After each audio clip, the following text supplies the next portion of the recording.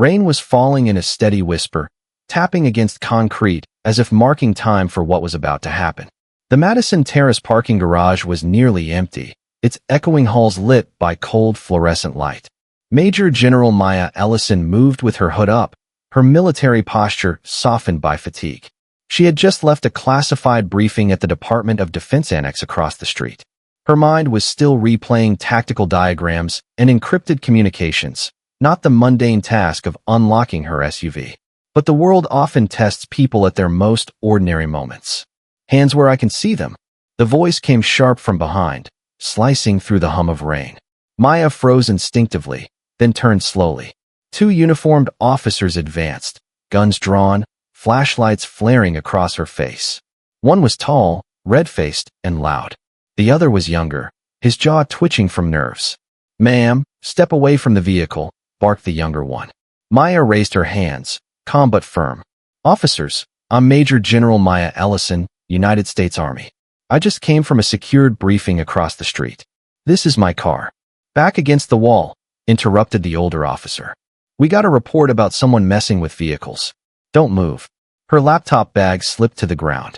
The sound echoed like punctuation to their assumptions. Maya stood motionless, her breath slow and steady. "I am unarmed. Please check my identification in my pocket." But reason had no place in their rhythm. The taller officer grabbed her wrist, twisting it behind her back. The sting of metal cuffs snapped tight against her skin. The younger one hovered nearby, glancing between her and his partner, uncertain but unwilling to intervene. "This is a mistake," Maya said, her voice level but firm. "Verify who I am." "Save it," the younger officer muttered. "People like you always think you can talk your way out. People like you." The words landed heavier than the cuffs. She turned her head slightly, meeting his eyes. "What exactly do you mean by that?" He didn't answer. His partner began rummaging through her bag. "What's this?" "Some kind of device. That's a secured military laptop. Serial tagged and encrypted." "Sure it is." Maddox, his nameplate grunted. "Let's see what kind of general carries a hoodie." Maya didn't flinch. She had seen arrogance before, in deserts, in boardrooms, in faces that confuse power with volume. But this moment, this garage, cut deeper because she was on home soil. She felt a quiet anger building, not wild, but deliberate, anger sharpened into purpose. "You are detaining a federal officer without verifying identity," she said. "You are violating protocol." The younger officer hesitated. "Sarge, maybe we should check her ID." "Don't get soft," Maddox snapped. "She's bluffing." Maya turned her wrist slightly, pressing the small recessed button on her smartwatch. A barely noticeable vibration pulsed. Confirmation. Her location, ID, and distress signal were now transmitted directly to Joint Command at the Pentagon. "You have 10 minutes, she said quietly. "What did you say?" Maddox asked, half mocking. "I said, you have 10 minutes before this place gets crowded." Lang frowned. "Sarge, what if?" "Shut up and watch her."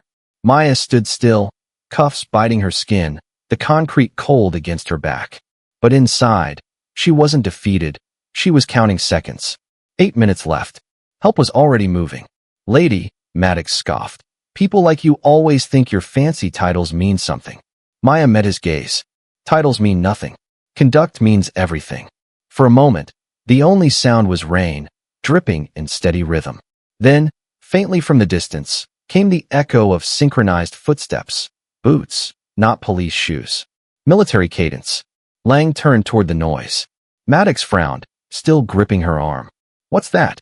"Your verification," Maya said softly. 3 figures appeared at the far end of the level, their movements sharp, professional. 2 in uniform, 1 in a suit holding a badge. "Department of Defense, step away from the detainee immediately." Lang froze. Maddox's face drained of color. The agents approached quickly. One held up credentials. "Special Agent Rees, DOD Security Division. Release the general at once." Maddox's jaw tightened, but he obeyed. The cuffs clicked open. Maya rubbed her wrists, leaving faint red marks behind. She didn't shout, didn't gloat. She simply said, "Next time, listen before you act." Agent Rees turned to the officers. "Did she resist?" Lang shook his head. "No, sir." "Did she identify herself?" "Yes, sir." "Then you've got a problem," Rees said coldly. Body cams were rolling. So were ours. Maddox looked like a man realizing gravity still applies to him. Maya retrieved her bag. Please ensure all footage and evidence are preserved. Chain of custody starts now. Yes, General, Rees replied. Pentagon's already notified. Internal Affairs will contact the department within the hour. She turned once more to the officers. This isn't about me, she said quietly. It's about how quickly power becomes blindness when it stops listening. As she stepped into the unmarked vehicle waiting nearby, the rain began again, soft and steady. The city carried on, unaware that justice had already started counting backward from 10. The unmarked SUV moved through the wet Arlington streets, its wipers whispering rhythmically as Major General Maya Ellison sat in the back seat, silent, composed, her wrists still sore where the cuffs had pressed bone. Across from her, Special Agent Conrad Rees of the Department of Defense scrolled through a secured tablet, already fielding encrypted calls from the Pentagon. No one spoke for several minutes. The city lights smeared across the glass like streaks of tired gold, each one a reminder of how ordinary injustice can look from the outside. Inside her chest, Maya felt the calm she had trained into her bloodstream. Years of command had taught her the difference between fear and focus. She wasn't shaking. She was processing. Ma'am, Agent Rees said quietly. Joint Command has your alert. The Secretary's office was notified within 2 minutes. That silence can be stronger than spectacle. That night, as she sat by the window, the city lights blinking faintly beyond the rain, she drafted her public statement. 6 sentences that would echo across the nation. I did not ask for special treatment. I asked to be seen. I complied fully and was still handcuffed for existing. This isn't a personal story, it's a national reflection. I had a watch that could call the Pentagon. Many people don't. This must change. She hit send. The statement traveled through networks, inboxes, and newsrooms like a controlled detonation. Quiet, clean, unstoppable. It didn't scream, it didn't accuse. It simply held up a mirror. Across town, at the Arlington Police Department, Sergeant Maddox and Officer Lang were summoned into a sterile interview room. A single camera watched from the corner. Captain Delgado entered, file in hand, her tone sharp. Officers, she began, we've reviewed footage.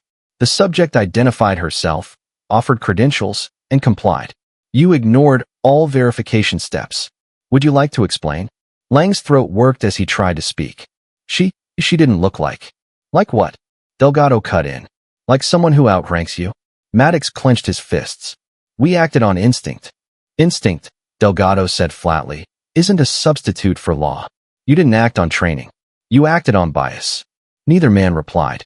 Silence filled the room, the kind that starts to weigh on shoulders until it becomes confession. Back at her home, Maya received the notification, IA review initiated.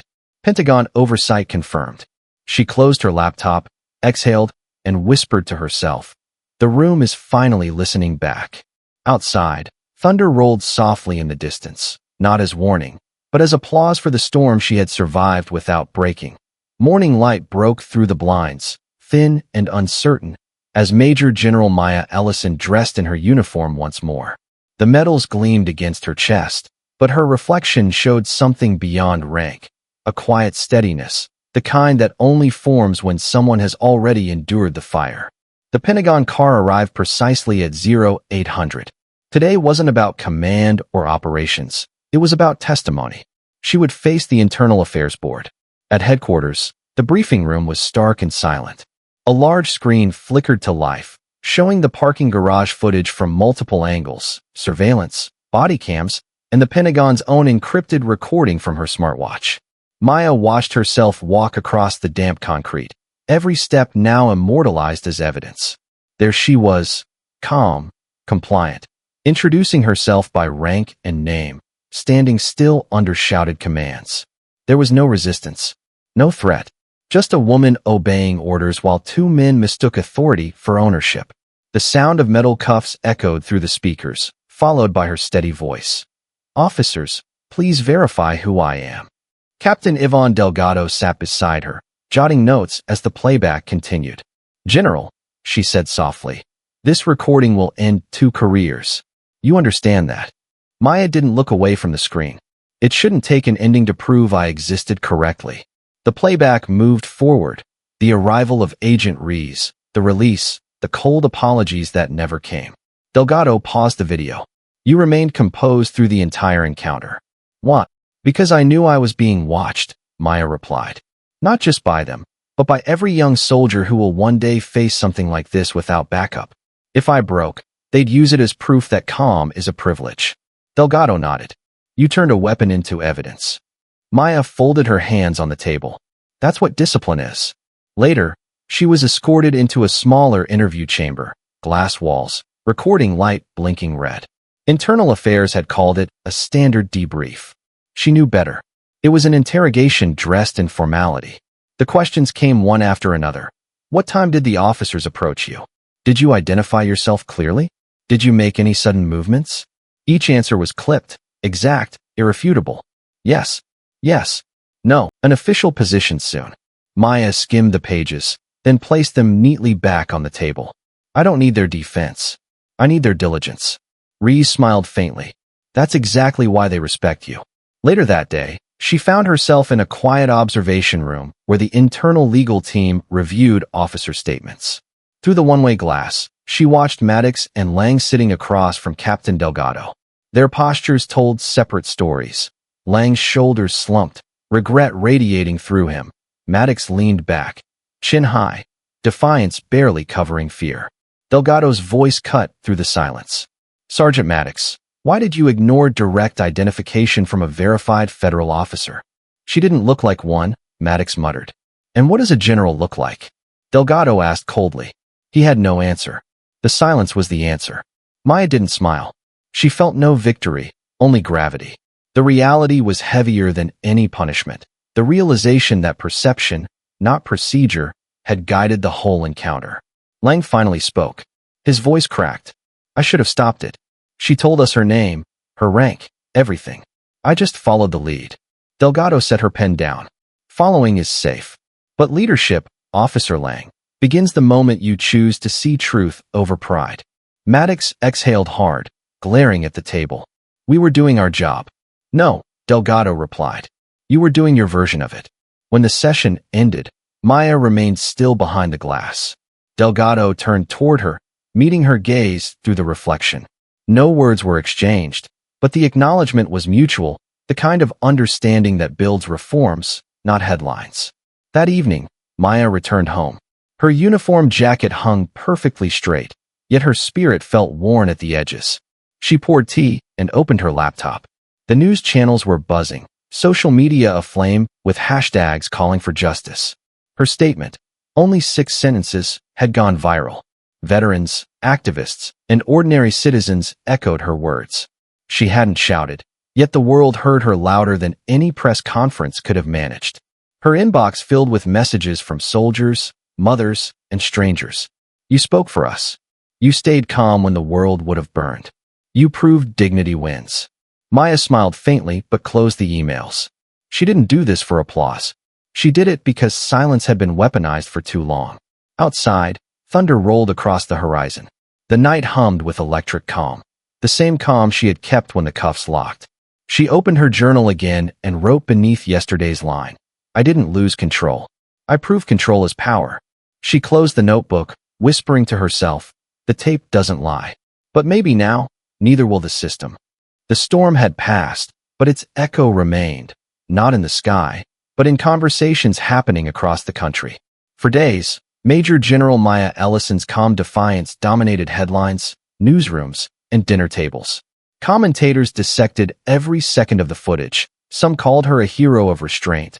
Others said she'd handled it too quietly. But Maya didn't need noise to prove her point. Her silence had already spoken. Inside her Pentagon office, the blinds were half closed, and her desk was crowded with folders stamped confidential.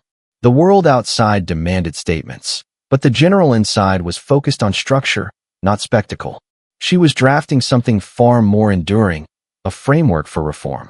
On her monitor glowed the title, Operational Verification and Accountability Protocol, OVAP. It was simple, sharp, and necessary. New procedures for law enforcement when detaining anyone who claims federal or military status. Verification before restraint. Confirmation before escalation. Her experience had exposed a hole in the system, and she would not let it remain. When her aide, Lieutenant Shaw, entered, Maya looked up briefly. "Has the committee seen the first draft?" "Yes, ma'am," Shaw replied. "One senator wants to soften the language around bias training. Says it might make some departments defensive." Maya's lips tightened. "Then they can learn to be comfortable being uncomfortable. Real training begins where pride ends." That afternoon, she sat across from two state legislators in a narrow office that smelled faintly of old coffee. Organization wanted her to headline a rally in Dallas. They promised cameras, coverage, applause. She declined. "The cameras already saw me," she told her aide. "Let them see change instead." Instead, she chose something quieter. She spent her next weekend teaching leadership ethics via a video call to a group of ROTC cadets at Jackson State University, her alma mater. The faces on her screen were young, eager, still unscarred by bureaucracy. "You will wear the uniform with pride," she told them. "But never let the uniform speak louder than your humanity. People will judge you by what they expect to see, not by who you are. That's not your failure, it's their limitation. But your response, that's where your power lies." A cadet raised his hand. "Ma'am, were you afraid that night?" Maya paused. The question wasn't meant to embarrass her. It was honest curiosity. "Yes," she said softly, "but not for myself. I was afraid that if I reacted like a threat, they'd feel justified. I had to fight the urge to fight. Sometimes courage is staying still when everything in you wants to move." When the call ended, she stared at the blank screen for a moment longer, her reflection faintly visible. She whispered to herself, "If they remember one thing, let it be that power doesn't always shout." By midweek, her drafted proposal, OVAP, had begun circulating through federal and state channels. Policy analysts highlighted its practicality, while critics called it overcorrection. Maya ignored them. She knew how institutions resisted evolution until someone forced them to look in the mirror. She had become that mirror. But even strength has its cost. Each night when she returned home, her silence deepened. Her house was neat, quiet, but heavy, the way homes become after something inside their owner shifts forever. She'd sit by the window, tea cooling beside her, watching the streetlights. She hadn't cried the night of her arrest. She hadn't cried during the hearings. But one night, as she rewatched the clip of herself standing in that garage, calm, cuffed, silent, the tears finally came. Not from pain, but from exhaustion. She didn't weep for herself. She wept for everyone who never got to finish their sentence before judgment came crashing down. For the names that became hashtags. For those without body cams or Pentagon clearance. Her phone pinged with another message, this time from Captain Delgado. "The internal review is complete. Full accountability recommended. I thought you'd want to hear it from me first." Maya smiled faintly. "Thank you, Captain. Let's make sure it sticks." 2 days later, the Arlington Police Department announced its official response. Sergeant Maddox was terminated effective immediately. Officer Lang chose to resign voluntarily, citing moral responsibility. The statement was clinical, polished, but underneath the bureaucracy lay the real story. The system had blinked. It had finally seen itself. When the press called for her reaction, Maya released only one line. "I didn't need their apology. I needed their attention." It trended within hours. But she never looked. She had already moved on to her next mission, turning the ripple into reform. That weekend, she returned to the garage for the first time since that night. It was nearly empty, the hum of fluorescent lights the only sound. She stood at the same concrete pillar where it had happened, her reflection faint on the SUV's glossy paint. The faint red mark on her wrist had faded, but the memory hadn't. She reached out and touched the pillar once, not in anger, but in acknowledgement. "This isn't where I was humiliated," she whispered. "This is where I refused to disappear." She took a picture, not for media, not for proof, just for her. Then she turned, straightened her shoulders, and walked away. The cost of being seen had been steep, but for the first time, she realized it was worth paying. The morning came quietly, but it carried the weight of consequence. Across Arlington, news tickers flashed the words, "Internal Affairs Report released. Officers found at fault in General's detainment case." There was no breaking music, no flashing red banners, just a headline that settled like gravity. The report was detailed, meticulous, impossible to twist. It outlined what everyone had already seen. The officers ignored identification, acted on bias, and escalated without cause. Major General Maya Ellison read the full document over coffee in her office. The conclusion was firm. Procedural failure rooted in personal assumption. She didn't smile. Justice, to her, wasn't celebration, it was correction. She forwarded the file to her aide with a short note. Archive it. We'll need it for training integration. By 9 a.m., the press conference began. The Arlington police chief stood before cameras, posture tense, eyes shadowed by fatigue. Were made, and corrective measures are being implemented immediately. He avoided the word racism, but the silence around it said everything. In living rooms, coffee shops, and offices across the country, people watched that feed and felt a quiet satisfaction. Instant karma doesn't always wear sirens. Sometimes it arrives dressed as professionalism forced into honesty. Meanwhile, Maya sat at a Pentagon conference table, facing senior officials from multiple agencies. On the screen behind her glowed the name of her proposal, OVAP, Operational Verification and Accountability Protocol. The policy had gained traction faster than she expected. After weeks of refinement, it was now being reviewed for national adoption. One colonel, silver-haired and skeptical, leaned back in his chair. General Ellison, your protocol implies mandatory bias response training for law enforcement under federal partnership agreements. That's a political battlefield. Maya met his eyes calmly. So was desegregation. So was equality. We survived both. The colonel hesitated, then nodded slowly. Fair point. Her presentation lasted 30 minutes, but the echo would last far longer. By its end, several agencies had signed on to pilot the program. Within days, 5 states requested guidance on implementing the policy regionally. What had started as an injustice was evolving into infrastructure. Later that afternoon, she received a message, not official, but personal. A scanned letter from Officer Trevor Lang. His handwriting was messy, but his words were clear. General Ellison, I've resigned from the force. Watching that footage broke something in me, and maybe that's good. You told the truth without shouting, and I heard it louder than anything else. My daughter was born last week. I promise she'll grow up knowing what respect actually means. I'm sorry. Maya read it twice before folding the printout neatly and sliding it into her drawer, the same one that held her father's photo and her old service ribbons. Some letters didn't need replies. Their existence was enough.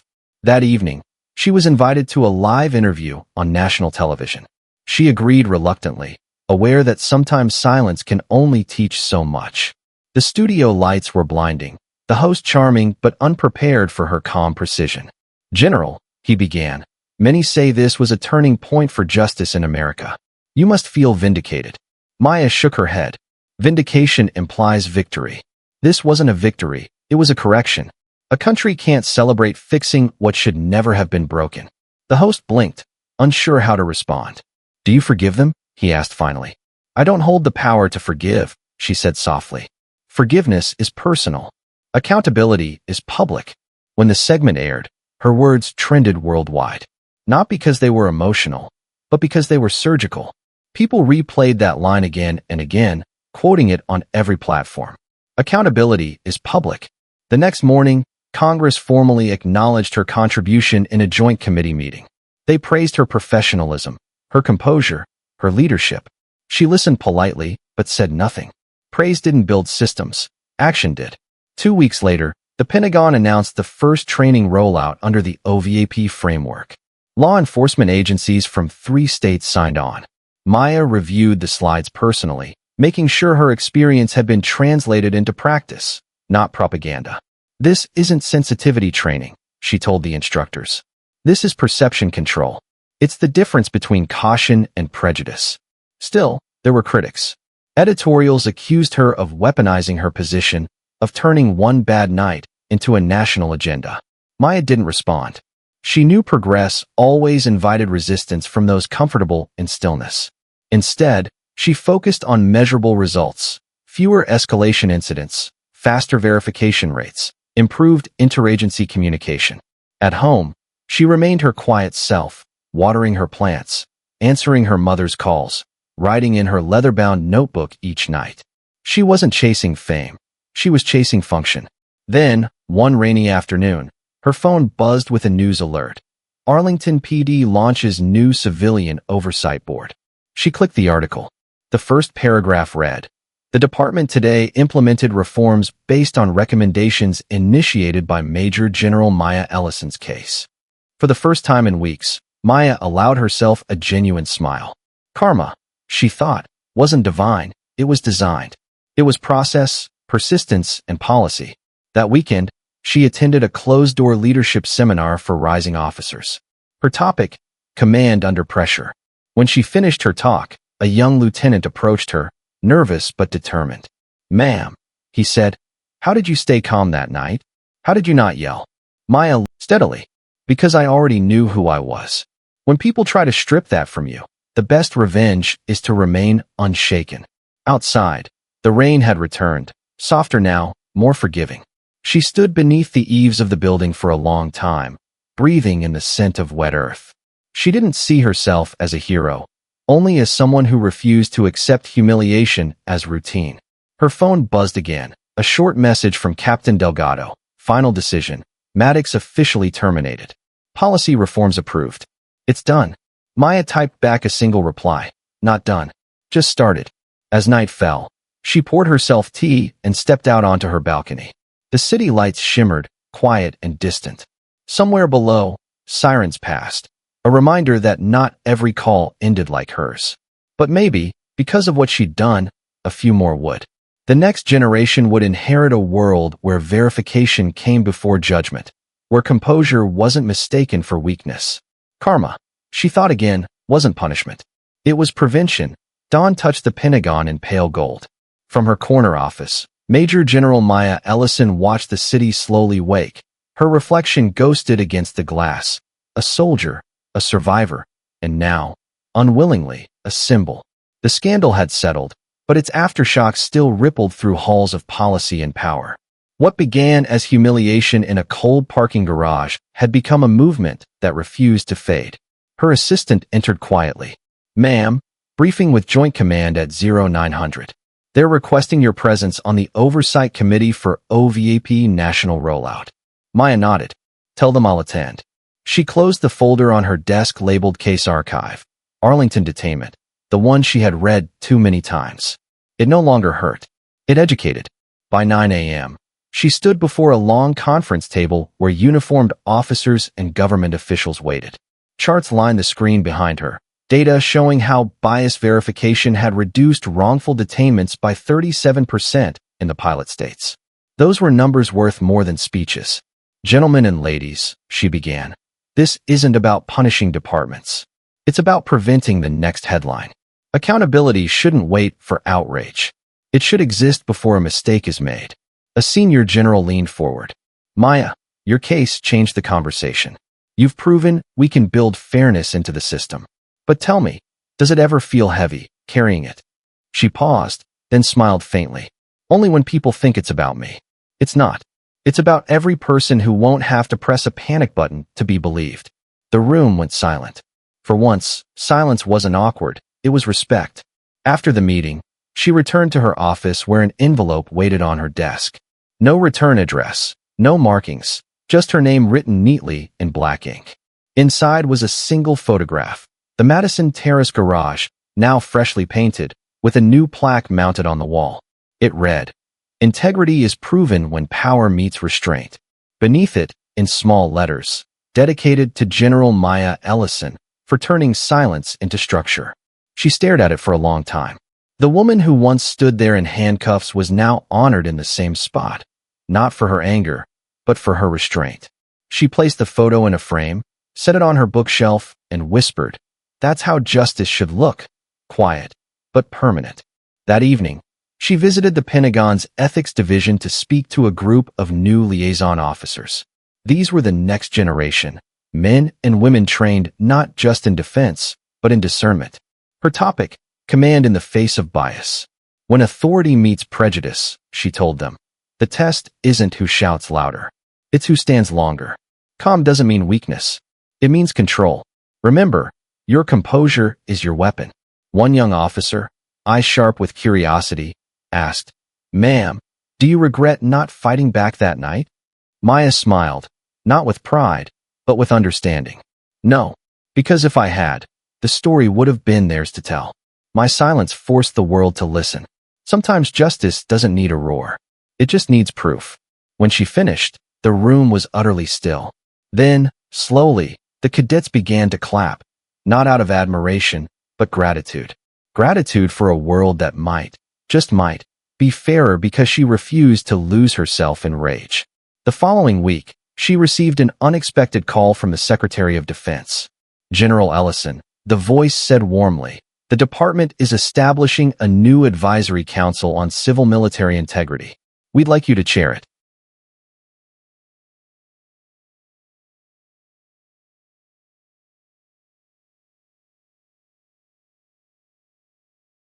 Sir, Maya replied evenly. If the goal is headlines, find someone